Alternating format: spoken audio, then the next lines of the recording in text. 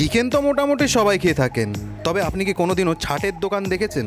এমন ভিডিও হয়তো ইন্টারনেটে আর পাবেন না, তাই ভিডিওটা না কেটে সম্পূর্ণ দেখুন। আমি কিন্তু উপস্থিত ছিলাম ছাটের দোকানে, আর এখানে কিন্তু ছাল, উইংস, গিলে, মাটে, হাড়, গোড়, ঠ্যাং, ঠুং নানান রকমের আইটেম ছিল।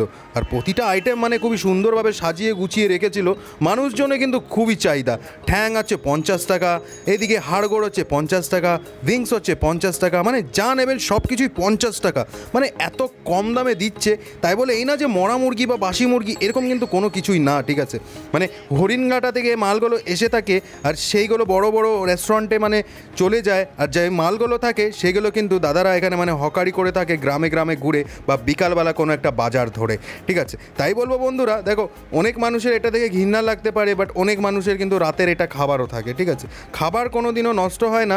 ঠ্যাং ঠুং অনেক মানুষের মানে উপকারেও কাজে লাগে, তবে আমি কিন্তু ঠ্যাং খেতে ভালোবাসি। তোমরা পছন্দ করো কিনা অবশ্যই জানাবে।